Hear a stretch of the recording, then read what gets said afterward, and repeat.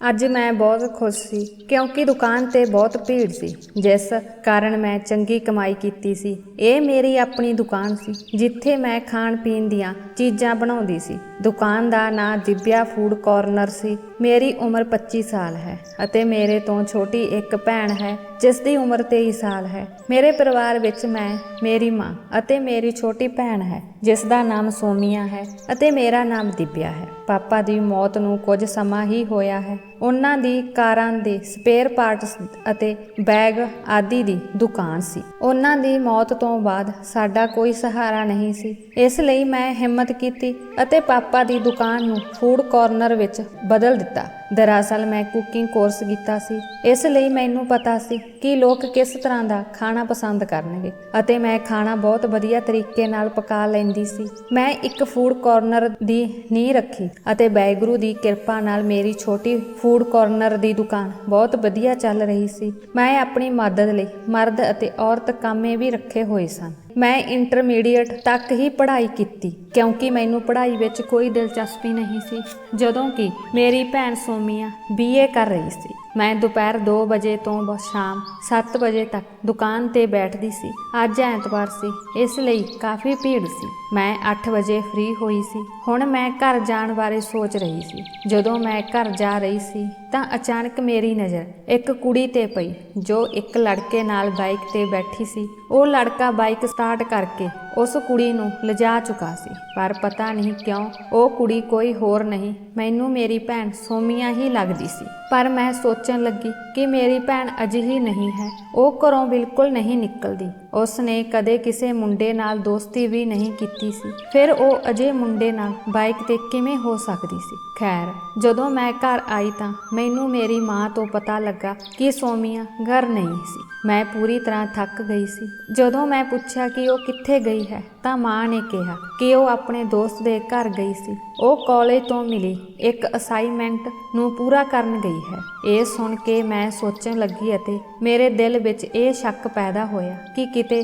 ਉਹ ਕੁੜੀ ਮੇਰੀ ਭੈਣ ਸੋਮੀਆ ਤਾਂ ਨਹੀਂ ਸੀ। ਪਰ ਜਦੋਂ ਮੈਂ ਦੇਖਿਆ ਕਿ ਸੋਮੀਆ ਆਪਣੀ ਕਾਲਜ ਦੀ ਸਹੇਲੀ ਮੀਰਾ ਨਾਲ ਘਰ ਵਿੱਚ ਦਾਖਲ ਹੋ ਰਹੀ ਸੀ ਅਤੇ ਉਸ ਦੇ ਹੱਥ ਵਿੱਚ ਅਸਾਈਨਮੈਂਟ ਫਾਈਲ ਵੀ ਸੀ ਤਾਂ ਮੈਨੂੰ ਥੋੜਾ ਰਾਹਤ ਮਹਿਸੂਸ ਹੋਈ ਅਤੇ ਮੈਂ ਸੋਚਿਆ ਕਿ ਮੈਂ ਕਿਸੇ ਹੋਰ ਕੁੜੀ ਨੂੰ ਉਸ ਮੁੰਡੇ ਨਾਲ ਬਾਈਕ 'ਤੇ ਦੇਖਿਆ ਸੀ। ਉਹ ਕੋਈ ਹੋਰ ਕੁੜੀ ਹੋਣੀ ਹੈ, ਉਹ ਮੇਰੀ ਭੈਣ ਨਹੀਂ ਹੋ ਸਕਦੀ। ਖੈਰ, ਜਦੋਂ ਮੈਂ ਆਪਣੀ ਮਾਂ ਨੂੰ ਦੱਸਿਆ ਕਿ ਮੈਂ ਅੱਜ ਬਹੁਤ ਕਮਾਈ ਕੀਤੀ ਹੈ ਤਾਂ ਮੇਰੀ ਮਾਂ ਇਹ ਸੁਣ ਕੇ ਬਹੁਤ ਖੁਸ਼ ਹੋਈ ਅਤੇ ਮੈਨੂੰ ਅਸ਼ੀਰਵਾਦ ਦਿੱਤਾ। ਪਰਮਾਤਮਾ ਤੁਹਾਨੂੰ ਅਤੇ ਤੁਹਾਡੀ ਦੁਕਾਨ ਨੂੰ ਤਰੱਕੀ ਦੇਵੇ। ਅਸੀਂ ਤਿੰਨਾਂ ਨੇ ਇਕੱਠੇ ਰਾਤ ਦਾ ਖਾਣਾ ਖਾਧਾ ਅਤੇ ਫਿਰ ਕੁਝ ਕੰਮ ਨਿਪਟਾ ਕੇ ਮੈਂ ਸੌਂ ਗਈ। ਮੈਂ ਬਹੁਤ ਥੱਕੀ ਹੋਈ ਸੀ, ਇਸ ਲਈ ਮੈਂ ਜਲਦੀ ਸੌਂ ਗਈ। ਅੱਜ ਮੈਂ 5000 ਰੁਪਏ ਕਮਾਏ ਸਨ, ਜਿਸ ਵਿੱਚੋਂ ਮੈਂ 3000 ਰੁਪਏ ਆਪਣੀ ਮਾਂ ਨੂੰ ਦੇ ਦਿੱਤੇ ਅਤੇ ਬਾਕੀ 2000 ਰੁਪਏ ਮੈਂ ਇਹ ਸੋਚ ਕੇ ਆਪਣੀ ਅਲਮਾਰੀ ਵਿੱਚ ਰੱਖ ਲਏ ਕਿ ਘਰ ਲਈ ਕੁਝ ਸੌਦਾ ਆਦਿ ਲਿਆਵਾਂਗੇ। ਇਹ ਸਭ ਸੋਚਦਿਆਂ ਮੈਂ ਸੌਂ ਗਈ। ਅਗਲੇ ਦਿਨ ਮੈਂ ਦੁਕਾਨ 'ਤੇ ਜਾਣ ਤੋਂ ਪਹਿਲਾਂ ਆਪਣੇ ਕਮਰੇ ਵਿੱਚ ਆ ਗਈ ਅਤੇ ਅਲਮਾਰੀ ਖੋਲ੍ਹ ਕੇ ਪੈਸੇ ਕੱਢਣ ਲੱਗੀ ਤਾਂ ਜੋ ਵਾਪਸ ਆਉਣ ਵੇਲੇ ਸੌਦਾ ਲੈ ਸਕਾਂ। ਪਰ ਮੈਂ ਹੈਰਾਨ ਰਹਿ ਗਈ ਜਦੋਂ ਮੈਂ ਦੇਖਿਆ ਕਿ ਮੇਰੀ ਅਲਮਾਰੀ ਵਿੱਚ ਸਿਰਫ 1000 ਰੁਪਏ ਸਨ, ਬਾਕੀ 1000 ਰੁਪਏ ਗਾਇਬ ਸਨ। ਮੈਂ ਚਿੰਤਤ ਹੋ ਕੇ ਸੋਚਣ ਲੱਗੀ। ਕਾਫੀ ਭਾਲ ਕੀਤੀ ਪਰ 1000 ਰੁਪਏ ਨਹੀਂ ਮਿਲੇ। ਮੈਨੂੰ ਚੰਗੀ ਤਰ੍ਹਾਂ ਯਾਦ ਹੈ ਕਿ ਮੈਂ ਕੱਲ ਇੱਥੇ ਸਿਰਫ 2000 ਰੁਪਏ ਰੱਖੇ ਸਨ। ਫਿਰ 1000 ਰੁਪਏ ਕਿੱਥੇ ਗਏ? ਪਹਿਲਾਂ ਖਿਆਲ ਮੰਮੀ ਨੂੰ ਪੁੱਛਣ ਦਾ ਸੀ, ਪਰ ਮੈਂ ਆਪਣਾ ਮਨ ਬਦਲ ਲਿਆ ਕਿਉਂਕਿ ਮੰਮੀ ਨੇ ਕਦੇ ਵੀ ਮੇਰੇ ਦਰਾਜ ਵਿੱਚੋਂ ਪੈਸੇ ਨਹੀਂ ਕੱਢੇ ਸਨ। ਜਦੋਂ ਸੋਮੀਆ ਨੂੰ ਪੁੱਛਿਆ ਤਾਂ ਉਸਨੇ ਇਨਕਾਰ ਕਰ ਦਿੱਤਾ ਕਿ ਮੈਨੂੰ ਨਹੀਂ ਪਤਾ। ਮੈਂ ਹੈਰਾਨ ਅਤੇ ਚਿੰਤਤ ਸੀ ਕਿ 1000 ਰੁਪਏ ਕਿੱਥੇ ਗਏ। ਫਿਰ ਮੈਂ ਬਾਕੀ ਬਚੇ 1000 ਰੁਪਏ ਲੈ ਕੇ ਚਲੀ ਗਈ। ਵਾਪਸੀ ਤੇ ਸੌਦਾ ਲੈ ਕੇ ਘਰ ਆ ਗਈ। ਅੱਜ ਦੀ ਕਮਾਈ ਰੁਪਏ 3000 ਸੀ। ਮੰਮੀ ਨੂੰ ਪੈਸੇ ਨਹੀਂ ਚਾਹੀਦੇ ਸਨ, ਇਸ ਲਈ ਉਸਨੇ ਲੈਣ ਤੋਂ ਇਨਕਾਰ ਕਰ ਦਿੱਤਾ। ਮੈਂ ਉਹ ਰੁਪਏ 3000 ਉਸੇ ਜਗ੍ਹਾ ਅਲਮਾਰੀ ਵਿੱਚ ਰੱਖ ਦਿੱਤੇ। ਪਰ ਅਗਲੇ ਦਿਨ ਜਦੋਂ ਮੈਂ ਅਲਮਾਰੀ ਖੋਲ੍ਹ ਕੇ ਪੈਸੇ ਕੱਢਣ ਲੱਗੀ ਤਾਂ ਦੇਖਿਆ ਕਿ 3000 ਰੁਪਏ ਵੀ ਗਾਇਬ ਸਨ। ਹੁਣ ਇਹ ਨਿੱਤ ਦਾ ਕੰਮ ਬਣ ਗਿਆ ਸੀ। ਜਦੋਂ ਮੈਂ ਮਾਂ ਅਤੇ ਸੋਮੀਆ ਨੂੰ ਇਸ ਬਾਰੇ ਪੁੱਛਿਆ ਤਾਂ ਉਹਨਾਂ ਨੇ ਸਾਫ਼ ਇਨਕਾਰ ਕਰ ਦਿੱਤਾ ਕਿ ਉਹਨਾਂ ਨੂੰ ਕੁਝ ਨਹੀਂ ਪਤਾ ਹੁਣ ਮੈਨੂੰ ਚਿੰਤਾ ਹੋਣ ਲੱਗੀ। ਆਖਰਕਾਰ ਪੈਸਾ ਕਿੱਥੇ ਗਾਇਬ ਹੋ ਜਾਂਦਾ ਹੈ। ਮੈਂ ਬਹੁਤ ਪਰੇਸ਼ਾਨ ਸੀ ਕਿਉਂਕਿ ਹਰ ਰੋਜ਼ ਪੈਸੇ ਗਾਇਬ ਹੋਣ ਕਾਰਨ ਮੈਨੂੰ ਭਾਰੀ ਨੁਕਸਾਨ ਹੋ ਰਿਹਾ ਸੀ। ਦੁਕਾਨ ਵਿੱਚ ਸਮਾਨ ਘੱਟ ਹੁੰਦਾ ਜਾ ਰਿਹਾ ਸੀ। ਹੁਣ ਮੇਰੀ ਹਿੰਮਤ ਟੁੱਟ ਚੁੱਕੀ ਸੀ। ਫਿਰ ਮੈਂ ਇੱਕ ਵਿਚਾਰ ਸੋਚਿਆ। ਮੈਂ ਸੋਚਿਆ ਕਿ ਪੈਸੇ ਰਾਤ ਨੂੰ ਸੌਣ ਤੋਂ ਬਾਅਦ ਹੀ ਗਾਇਬ ਹੋ ਜਾਂਦੇ ਹਨ, ਪਰ ਉਸ ਤੋਂ ਪਹਿਲਾਂ ਤੱਕ ਪੈਸੇ ਦਰਾਜ ਵਿੱਚ ਹੀ ਰਹਿੰਦੇ ਸਨ। ਮੈਂ ਫੈਸਲਾ ਕੀਤਾ ਕਿ ਅੱਜ ਮੈਂ ਸਾਰੀ ਰਾਤ ਜਾਗਦੀ ਰਹਾਂਗੀ ਅਤੇ ਫਿਰ ਦੇਖਾਂਗੀ ਕਿ ਪੈਸੇ ਕਿੱਥੇ ਜਾਂਦੇ ਹਨ ਤੇ ਅਸਲੀਅਤ ਦਾ ਪਤਾ ਲੱਗ ਜਾਵੇਗਾ। ਹਾਲਾਂਕਿ ਮੇਰੇ ਘਰ ਵਿੱਚ ਮੇਰੀ ਭੈਣ ਜਾਂ ਮਾਂ ਤੋਂ ਇਲਾਵਾ ਹੋਰ ਕੋਈ ਨਹੀਂ ਸੀ, ਪਰ ਮੈਂ ਉਹਨਾਂ ਦੋਵਾਂ ਤੇ ਸ਼ੱਕ ਨਹੀਂ ਕਰ ਸਕਦੀ ਸੀ ਕਿਉਂਕਿ ਮੈਂ ਸੋਮੀਆ ਨੂੰ ਬਚਪਨ ਤੋਂ ਹੀ ਦੇਖ ਰਹੀ ਸੀ। ਉਹ ਬਿਲਕੁਲ ਵੀ ਅਜਿਹੀ ਨਹੀਂ ਸੀ ਅਤੇ ਮੰਮੀ ਮੇਰੇ ਪੈਸੇ ਕਿਉਂ ਲਵੇਗੀ? ਜੇ ਉਸ ਨੂੰ ਲੋੜ ਹੁੰਦੀ ਤਾਂ ਉਹ ਮੈਨੂੰ ਪੁੱਛਦੀ। ਫਿਰ ਮੈਂ ਇਸ ਇਰਾਦੇ ਨਾਲ ਲੇਟ ਗਈ ਕਿ ਅੱਜ ਸਾਰੀ ਰਾਤ ਜਾਗਾਂਗੀ। ਕਮਰੇ ਦੀਆਂ ਲਾਈਟਾਂ ਬੰਦ ਸਨ, ਸਿਰਫ ਨਾਈਟ ਬਲਬ ਹੀ ਬਲ ਰਿਹਾ ਸੀ। ਇੰਤਜ਼ਾਰ ਕਰਨ ਵਿੱਚ ਕਾਫੀ ਸਮਾਂ ਲੱਗ ਗਿਆ ਸੀ। ਰਾਤ ਕਰੀਬ 2 ਵਜੇ ਕੋਈ ਵਿਅਕਤੀ ਕਮਰੇ ਵਿੱਚ ਆਇਆ ਅਤੇ ਮੇਰੀ ਦਰਾਜ਼ ਚੋਂ ਪੈਸੇ ਕੱਢ ਲਏ। ਉਸ ਨੇ ਸੋਚਿਆ ਕਿ ਮੈਂ ਸੌਂ ਰਹੀ ਹਾਂ, ਪਰ ਮੈਂ ਜਾਗ ਰਹੀ ਸੀ ਅਤੇ ਆਉਣ ਵਾਲਾ ਵਿਅਕਤੀ ਕੋਈ ਹੋਰ ਨਹੀਂ ਬਲਕਿ ਸੋਮੀਆ ਸੀ। ਮੈਂ ਉਸ ਨੂੰ ਰੰਗੇ ਹੱਥੀਂ ਫੜ ਲਿਆ। ਮੈਂ ਸੋਚਿਆ ਕਿ ਮੇਰੀ ਭੈਣ ਨੂੰ ਪੈਸੇ ਚੋਰੀ ਕਰਨ ਅਤੇ ਫਿਰ ਮੇਰੇ ਨਾਲ ਝੂਠ ਬੋਲਣ ਦੀ ਲੋੜ ਕਿਉਂ ਮਹਿਸੂਸ ਹੋਈ। ਉਹ ਮੇਰੇ ਕੋਲੋਂ ਪੈਸੇ ਮੰਗਦੀ, ਮੈਂ ਖੁਸ਼ੀ-ਖੁਸ਼ੀ ਉਸ ਨੂੰ ਪੈਸੇ ਦੇ ਦਿੰਦੀ। ਜਦੋਂ ਮੈਂ ਸੋਮੀਆ ਨੂੰ ਇਸ ਬਾਰੇ ਪੁੱਛਿਆ ਤਾਂ ਉਹ ਰੋਣ ਲੱਗੀ ਅਤੇ ਫਿਰ ਉਸਨੇ ਸੱਚ ਦੱਸਿਆ ਕਿ ਉਹ ਆਪਣੇ ਕਾਲਜ ਦੇ ਇੱਕ ਲੜਕੇ ਨੂੰ ਪਿਆਰ ਕਰਦੀ ਹੈ ਜੋ ਉਸ ਦਾ ਸੀਨੀਅਰ ਹੈ ਅਤੇ ਉਹ ਮੁੰਡਾ ਵੀ ਮੈਨੂੰ ਪਿਆਰ ਕਰਦਾ ਹੈ, ਪਰ ਉਹ ਮੁੰਡਾ ਬਹੁਤ ਗਰੀਬ ਹੈ ਅਤੇ ਬਿਮਾਰ ਰਹਿੰਦਾ ਹੈ। ਉਸ ਨੂੰ ਇਲਾਜ ਲਈ ਪੈਸੇ ਦੀ ਲੋੜ ਹੈ। ਉਹ ਲੜਕਾ ਗਰੀਬ ਪਰਿਵਾਰ ਦਾ ਹੈ, ਇਸ ਲਈ ਕੋਈ ਵੀ ਉਸ ਦੀ ਮਦਦ ਨਹੀਂ ਕਰ ਰਿਹਾ। ਸੋਮੀਆ ਨੇ ਕਿਹਾ ਕਿ ਮੈਂ ਉਹਨਾਂ ਨੂੰ ਇਸ ਹਾਲਤ ਵਿੱਚ ਇਕੱਲਾ ਨਹੀਂ ਛੱਡ ਸਕਦੀ, ਇਸ ਲਈ ਸੋਮੀਆ ਰਾਤ ਨੂੰ ਮੇਰੇ ਸੌਣ ਤੋਂ ਬਾਅਦ ਚੋਰੀ ਪੈਸੇ ਲੈ ਕੇ ਉਸ ਦੀ ਮਦਦ ਕਰਦੀ ਹੈ। ਉਹ ਮੇਰੀ ਅਲਮਾਰੀ ਵਿੱਚੋਂ ਪੈਸੇ ਚੋਰੀ ਕਰਕੇ ਆਪਣੇ ਦੋਸਤ ਨੂੰ ਦੇ ਦਿੰਦੀ ਸੀ। ਪਹਿਲਾਂ ਉਹ ਚਾਹੁੰਦੀ ਹੋਈ ਵੀ ਮੈਨੂੰ ਸੱਚ ਨਹੀਂ ਦੱਸ ਸਕਦੀ ਸੀ ਕਿਉਂਕਿ ਮੈਂ ਲੜਕਿਆਂ ਨਾਲ ਦੋਸਤੀ ਅਤੇ ਪਿਆਰ ਦੇ ਸਖਤ ਖਿਲਾਫ ਸੀ। ਉਸ ਨੂੰ ਡਰ ਸੀ ਕਿ ਜੇ ਮੈਨੂੰ ਪਤਾ ਲੱਗ ਗਿਆ ਤਾਂ ਮੈਂ ਉਸ ਨੂੰ ਘਰੋਂ ਬਾਹਰ ਜਾਣ ਤੋਂ ਰੋਕ ਦੇਵਾਂਗੀ ਜਾਂ ਗੁੱਸੇ ਵਿੱਚ ਕਿਤੇ ਹੋਰ ਵਿਆਹ ਕਰ ਦੇਵੇਗੀ। ਹੁਣ ਮੈਨੂੰ ਸਾਰਾ ਮਾਮਲਾ ਸਮਝ ਆ ਗਿਆ ਸੀ। ਸੋਮੀਆ ਉਸ ਮੁੰਡੇ ਨਾਲ ਵਿਆਹ ਕਰਨਾ ਚਾਹੁੰਦੀ ਸੀ। ਮੈਂ ਸੋਮੀਆ ਨੂੰ ਸਮਝਾਇਆ ਕਿ ਉਹ ਇਹ ਖਿਆਲ ਆਪਣੇ ਦਿਲ ਵਿੱਚੋਂ ਕੱਢ ਦੇਵੇ। ਉਹ ਬਹੁਤ ਗਰੀਬ ਲੜਕਾ ਹੈ, ਉਹ ਆਪਣਾ ਇਲਾਜ ਵੀ ਨਹੀਂ ਕਰਵਾ ਸਕਦਾ, ਫਿਰ ਉਹ ਤੁਹਾਡੀ ਦੇਖਭਾਲ ਕਿਵੇਂ ਕਰੇਗਾ?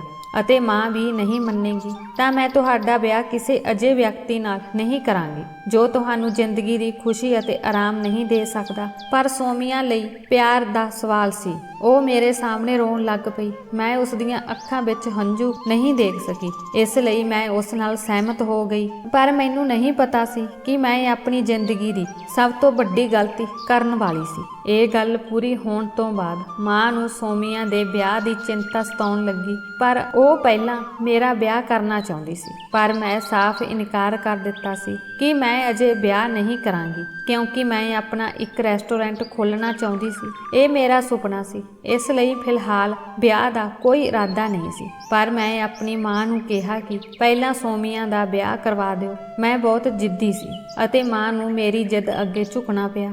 ਉਹ ਕਹਿਣ ਲੱਗੀ ਕਿ ਸੋਮੀਆ ਲਈ ਤੁਹਾਡਾ ਕੋਲ ਕੋਈ ਰਿਸ਼ਤਾ ਹੈ ਤਾਂ ਦੱਸੋ। ਮੇਰੇ ਦਿਮਾਗ ਵਿੱਚ ਹਿਤੇਸ਼ ਹੀ ਆਇਆ ਕਿਉਂਕਿ ਸੋਮੀਆ ਉਸ ਨੂੰ ਪਿਆਰ ਕਰਦੀ ਸੀ। ਜਦੋਂ ਮੈਂ ਸੋਮੀਆ ਦੇ ਵਿਆਹ ਲਈ ਲੜਕੇ ਵਾਲਿਆਂ ਨੂੰ ਆਪਣੇ ਘਰ ਬੁਲਾਇਆ ਤਾਂ ਮਾਂ ਨੂੰ ਉਹ ਬਿਲਕੁਲ ਪਸੰਦ ਨਹੀਂ ਆਇਆ। ਲੜਕਾ ਇਕਲੌਤਾ ਪੁੱਤਰ ਸੀ ਅਤੇ ਉਸ ਦੀਆਂ 3 ਛੋਟੀਆਂ ਭੈਣਾਂ ਸਨ। ਮੈਨੂੰ ਹਿਤੇਸ਼ ਦੀਆਂ ਭੈਣਾਂ ਪਸੰਦ ਨਹੀਂ ਸਨ। ਉਹ ਬੜੀਆਂ ਹੰਕਾਰੀ ਕਿਸਮ ਦੀਆਂ ਜਾਪਦੀਆਂ ਸਨ। ਇਸ ਤੋਂ ਇਲਾਵਾ ਉਹ ਲੋਕ ਬਹੁਤ ਨੀਚੇ ਦਰਜੇ ਦੇ ਸਨ।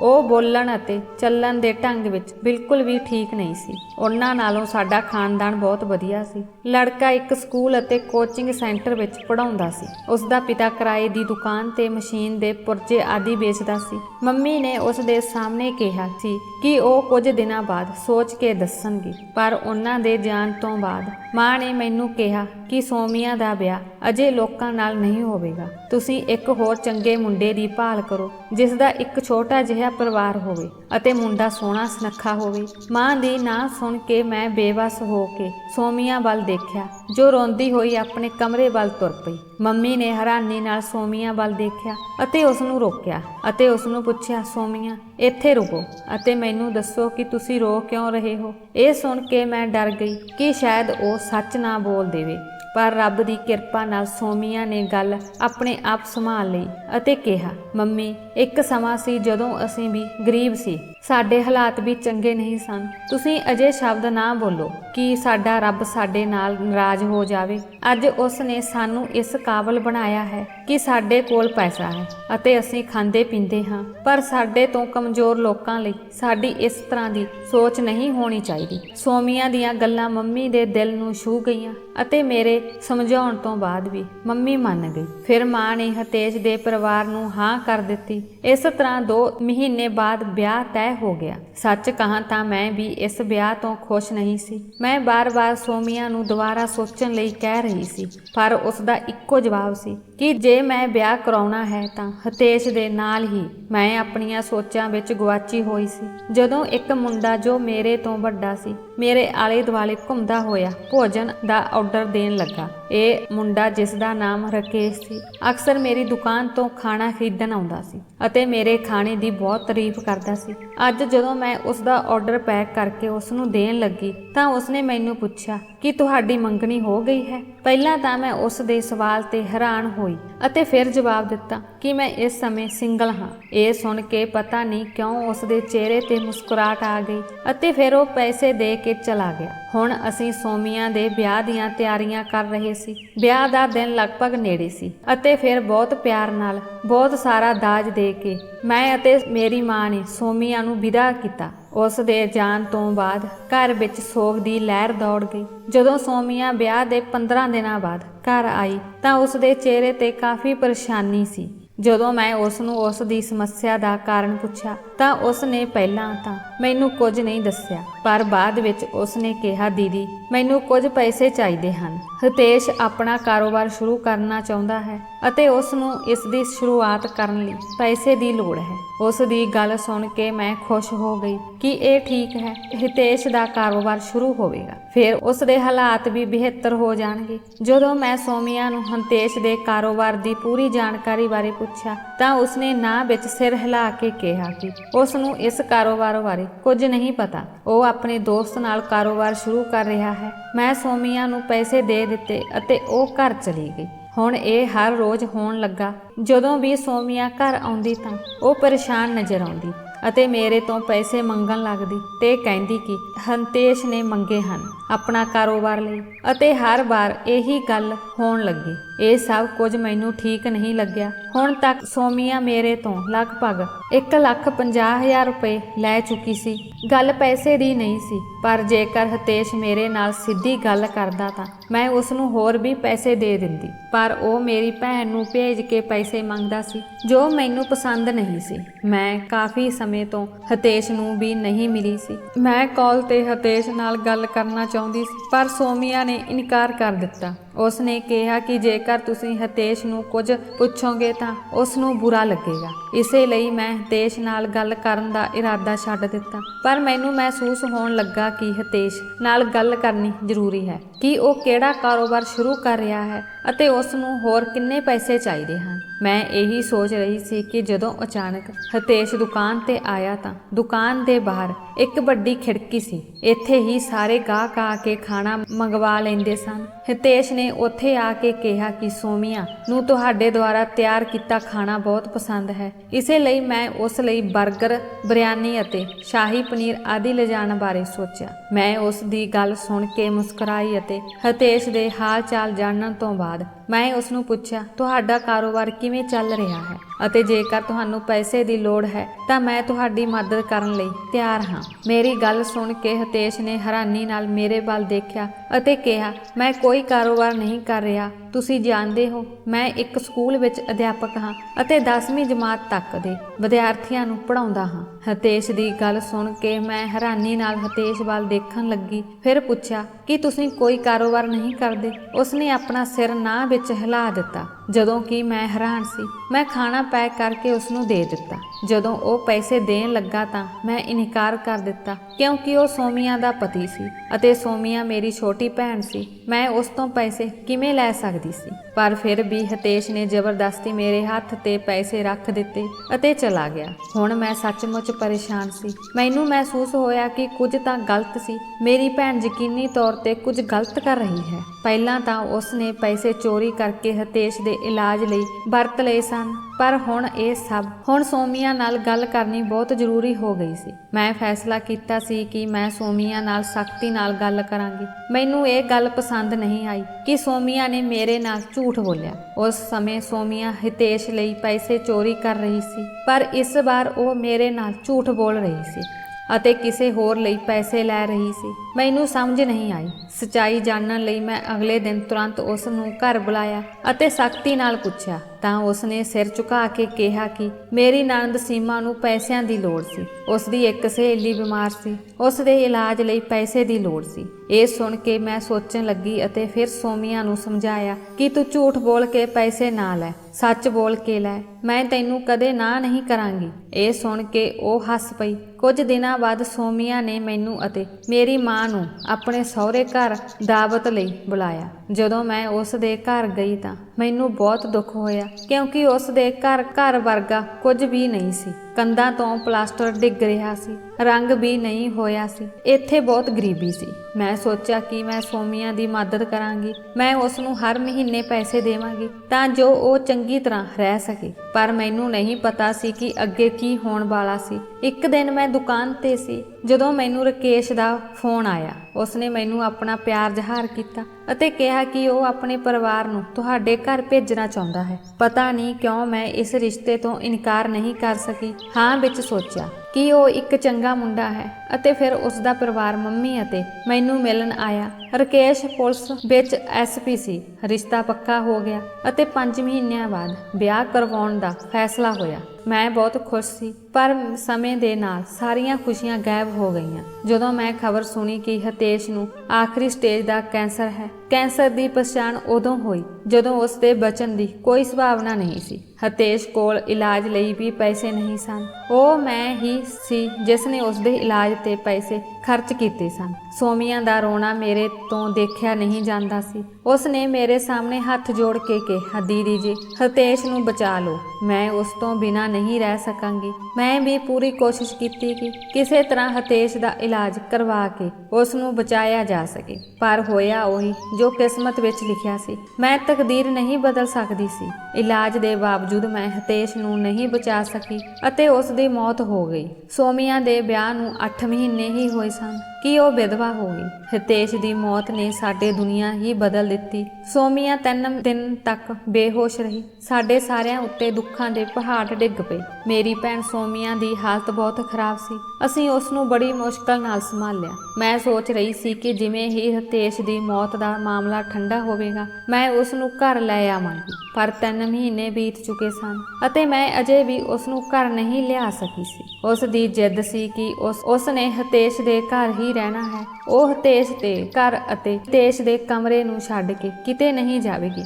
ਮੈਂ ਬੇਵੱਸ ਹੋ ਗਈ ਸੀ। ਸੋਮੀਆ ਬਹੁਤ ਜਿੱਦੀ ਹੋ ਗਈ ਸੀ। ਉਹ ਇਸ ਗੱਲ ਤੇ ਹੀ ਅੜੀ ਹੋਈ ਸੀ। ਇਸੇ ਲਈ ਮੈਂ ਉਸ ਨੂੰ ਉਸ ਦੀ ਕਿਸਮਤ ਤੇ ਛੱਡ ਦਿੱਤਾ ਸੀ ਅਤੇ ਸੋਚਿਆ ਕਿ ਜਦੋਂ ਕੁਝ ਹੋਰ ਸਮਾਂ ਬੀਤ ਜਾਵੇਗਾ ਅਤੇ ਸੋਮੀਆ ਤਿਆਰ ਹੋ ਜਾਵੇਗੀ, ਇਸ ਲਈ ਮੈਂ ਉਸ ਨੂੰ ਘਰ ਲਿਆਵਾਂਗੀ। ਇਸ ਤਰ੍ਹਾਂ ਮੇਰੇ ਵਿਆਹ ਦੀ ਤੈਅ ਤਰੀਕ ਨੂੰ ਟਾਲ ਦਿੱਤਾ ਗਿਆ। ਮੈਂ ਫੈਸਲਾ ਕੀਤਾ ਸੀ ਕਿ ਮੈਂ ਉਦੋਂ ਤੱਕ ਵਿਆਹ ਨਹੀਂ ਕਰਾਂਗੀ ਜਦੋਂ ਤੱਕ ਮੇਰੀ ਭੈਣ ਸੋਮੀਆ ਡਿਪਰੈਸ਼ਨ ਤੋਂ ਬਾਹਰ ਨਹੀਂ ਆਉਂਦੀ ਅਤੇ ਆਮ ਜ਼ਿੰਦਗੀ ਵਿੱਚ ਵਾਪਸ ਨਹੀਂ ਆਉਂਦੀ। ਇੱਕ ਦਿਨ ਜਦੋਂ ਮੈਂ ਸੋਮੀਆ ਦੇ ਘਰ ਮਿਲਣ ਗਈ ਤਾਂ ਉਹ ਦੰਗ ਰਹਿ ਗਈ। ਉਸ ਦਾ ਘਰ ਬਹੁਤ ਬਦਲ ਗਿਆ ਸੀ। ਕੰਧਾਂ ਨੂੰ ਰੰਗ ਹੋ ਗਿਆ ਸੀ। ਘਰ ਵਿੱਚ ਬਹੁਤ ਸਾਰਾ ਫਰਨੀਚਰ ਆ ਗਿਆ ਸੀ। ਦੀਵਾਰ ਤੇ LCD ਵੀ ਸਜਾਈ ਹੋਈ ਸੀ। ਸੋਮੀਆ ਦੇ ਘਰ ਦਾ ਸਟਾਈਲ ਦੇਖ ਕੇ ਮੈਂ ਹੈਰਾਨ ਰਹਿ ਗਈ ਕਿ ਇਹਨਾਂ ਲੋਕਾਂ ਕੋਲ ਇੰਨਾ ਪੈਸਾ ਕਿੱਥੋਂ ਆਇਆ। ਹੁਣ ਤਾਂ ਉਸਨੇ ਘਰ ਵਿੱਚ 2 ਨੌਕਰਾਣੀਆਂ ਵੀ ਰੱਖ ਲਈਆਂ ਸਨ। ਮੈਨੂੰ ਯਕੀਨ ਨਹੀਂ ਆ ਰਿਹਾ ਸੀ ਕਿ ਇਹ ਉਹੀ ਲੋਕ ਹਨ ਜਿਨ੍ਹਾਂ ਦੇ ਘਰ ਦਾ ਫਰਨੀਚਰ ਸੀ। ਨਾ ਫਰਿੱਜ ਸੀ, ਨਾ ਕੋਈ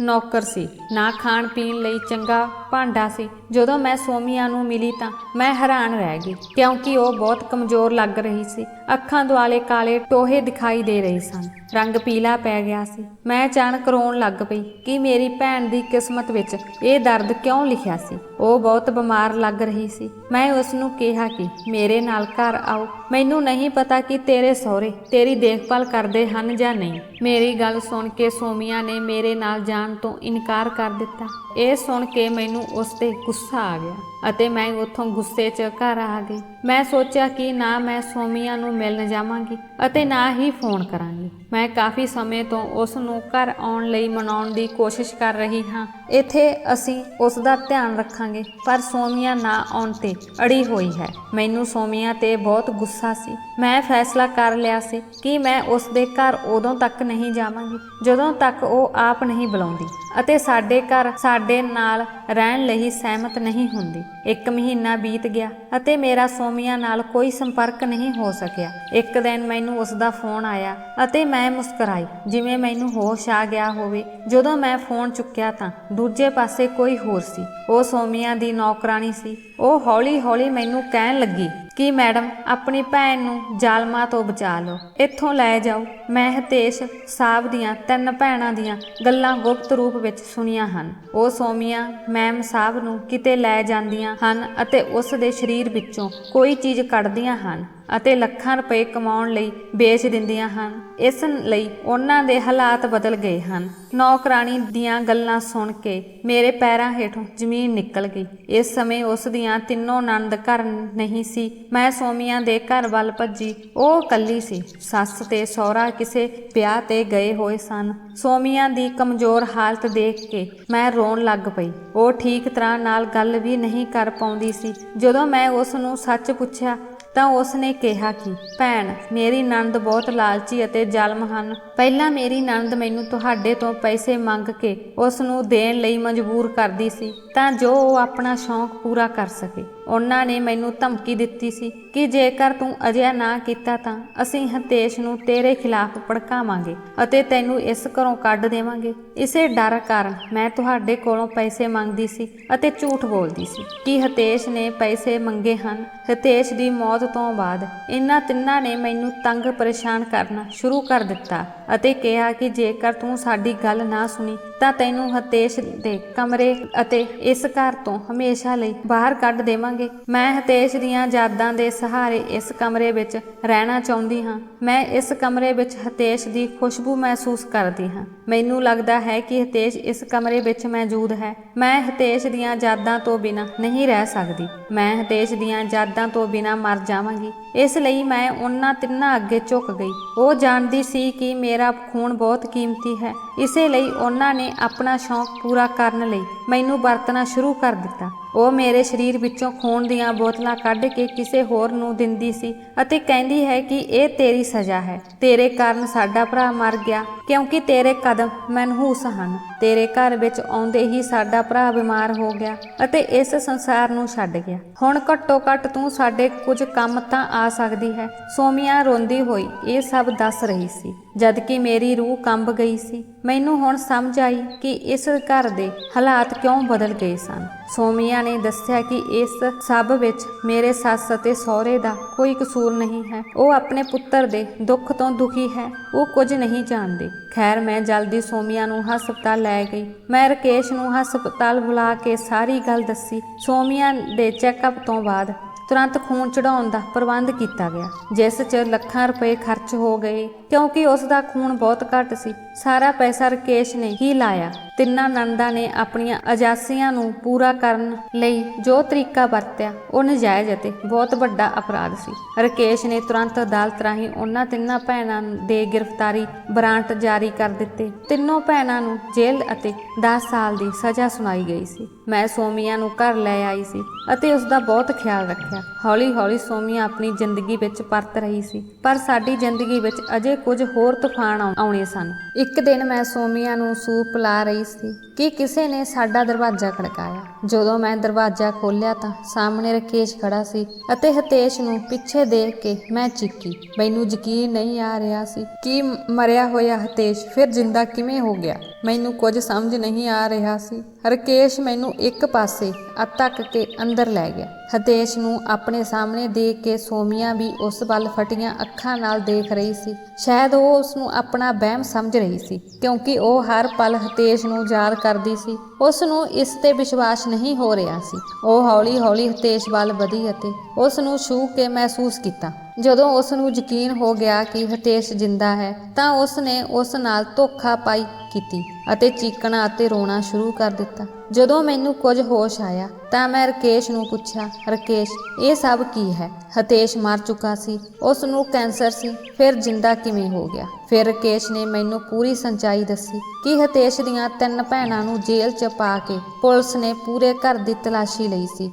ਜਿੱਥੇ ਬੇਸਮੈਂਟ ਵਿੱਚ ਹਿਤੇਸ਼ ਦੀ ਹਾਲਤ ਬਹੁਤ ਖਰਾਬ ਸੀ, ਅਸੀਂ ਉਸ ਨੂੰ ਹਸਪਤਾਲ ਲੈ ਗਏ। ਉੱਥੇ 8 ਦਿਨਾਂ ਤੱਕ ਇਲਾਜ ਚੱਲਦਾ ਰਿਹਾ। ਬਾਅਦ ਵਿੱਚ ਜਦੋਂ ਉਸ ਦੀਆਂ ਭੈਣਾਂ ਤੋਂ ਪੁੱਛਗਿੱਛ ਕੀਤੀ ਗਈ ਤਾਂ ਉਹਨਾਂ ਨੇ ਸਾਰੀ ਸੱਚਾਈ ਦੱਸੀ। ਉਸ ਨੇ ਦੱਸਿਆ, ਜਦੋਂ ਤੱਕ ਭਰਾ ਸੋਮੀਆ ਦੀ ਢਾਲ ਬਣ ਕੇ ਰਹਿੰਦਾ ਅਸੀਂ ਸੋਮੀਆ ਦੀ ਵਰਤੋਂ ਨਹੀਂ ਕਰ ਸਕਦੇ ਸੀ। ਇਸ ਲਈ ਹਿਤੇਸ਼ ਨੂੰ ਰਸਤੇ ਤੋਂ ਹਟਾਉਣਾ ਜ਼ਰੂਰੀ ਸੀ ਅਤੇ ਇਸ ਲਈ ਅਸੀਂ ਹਿਤੇਸ਼ ਨੂੰ ਬੰਦਕ ਬਣਾ ਕੇ ਉਸ ਨੂੰ ਬੇਸਮੈਂਟ ਵਿੱਚ ਰੱਖਿਆ ਅਤੇ ਡਾਕਟਰ ਨੇ ਉਹਨਾਂ ਦੇ ਕਹਿਣ ਤੋਂ ਬਾਅਦ ਉਸ ਦੀ ਕੈਂਸਰ ਦੀ ਝੂਠੀ ਰਿਪੋਰਟ ਦਿੱਤੀ।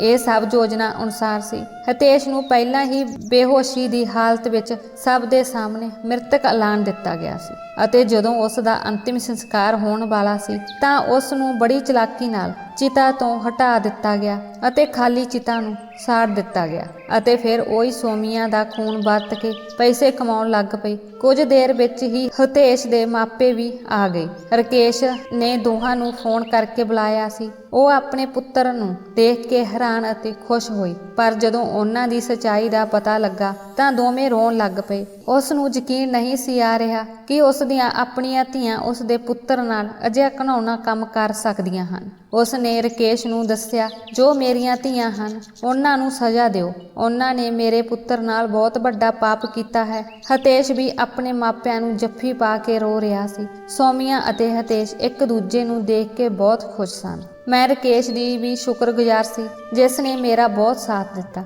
ਇਸ ਦੇ ਨਾਲ ਹੀ ਮੈਨੂੰ ਖੁਸ਼ੀ ਹੋਈ ਕਿ ਇਹਨਾਂ 3 ਭੈਣਾਂ ਨੂੰ ਉਹਨਾਂ ਦੇ ਕੀਤੇ ਦੀ ਸਜ਼ਾ ਮਿਲੀ।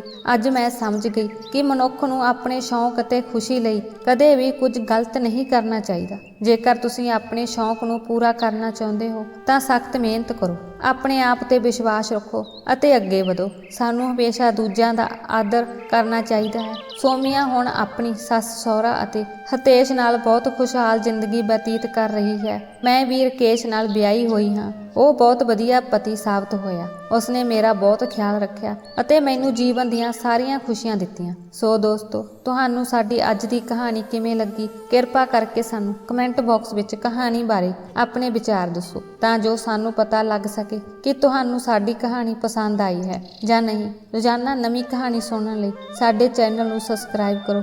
ਅੰਤ ਤੱਕ ਕਹਾਣੀ ਸੁਣਨ ਲਈ ਤੁਹਾਡਾ ਬਹੁਤ ਬਹੁਤ ਧੰਨਵਾਦ।